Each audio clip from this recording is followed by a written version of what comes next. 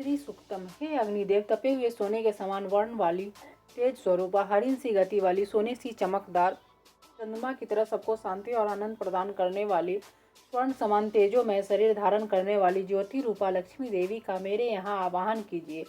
हे वेद से उत्पन्न अग्निदेव, अन्यत्र न जाने वाली उत्तम लक्षण वाली लक्ष्मी देवी को मेरे यहाँ आग्रह पूर्वक बुलाइए, ताकि मैं यथेच्छ स्वर्ण आदि, रत्न, घोड़े आदि, उत्तम पशुधन, निवास, खेती आदि के लिए पर्याप्त भूमि रूपी धन और सहयोगी मनुष्यों, पत्नी, पुत्र, पौत्र आदि का परिवार वरण करूं।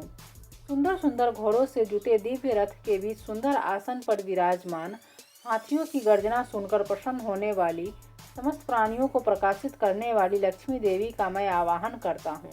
वह लक्ष्मी कृपा करके मेरे यहाँ सदा निवास करे।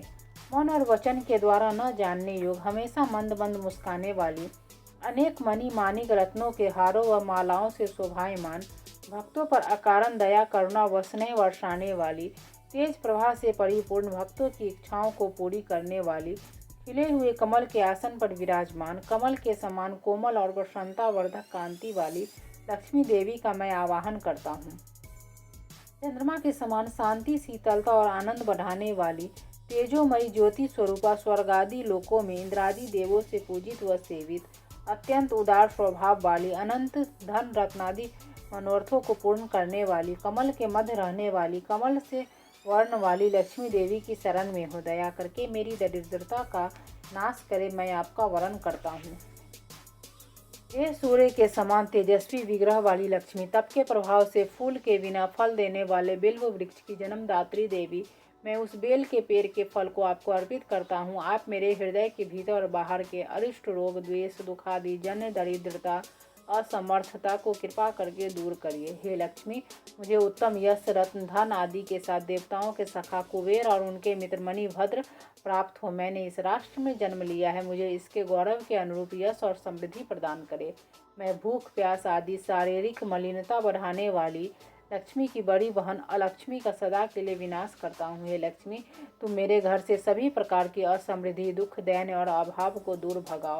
हे अग्निदेव, मैं सुगंधित द्रव्यों के अर्पण से प्रसन्न करने योग्य, किसी भी शक्ति से न जीते जाने वाली, सदा धन धान्यादि देकर अपने शरणागत भक्तों की इच्छा पूर्ण करने वाली, गौ वसु आदि पशुधन को बढ़ाने वाली और संसार के समस्त प्राणियों की स्वामिनी लक्ष्मी देवी का मैं आवाहन करता हूँ। हे देवी, मुझे संकल्प सिद्धि और वाणी की सत्यता प्राप्त हो, पशुधन और उत्तम भोज्य सामग्री मिलती रहे, इनके दान, पुण्य और यज्ञ आदि सत्कर्मों से मेरे घर की शोभा बढ़ाती रहे। देवहूति के पति कर्दम नामक ऋषि से लक्ष्मी पुत्रों वाली हुई, ये संसार इस रूप में लक्ष्मी की प्रजा है। हे कर्दम ऋषि, आप मेरे घर निवास करें, श्री मेरे घर में निवास करें और कमल पुष्पों की माला से सुशोभित स्वयं लक्ष्मी भी मेरे गृह में निवास करे। हे जल देवता, आप उचित जल वर्षा और सेचन से सुंदर सुंदर उपभोग पदार्थों को उत्पन्न करे। हे लक्ष्मी देवी के चिकलित नामक पुत्र, आप मेरे घर निवास कीजिए, आप अपनी माता को भी मेरे घर निवास कराइए।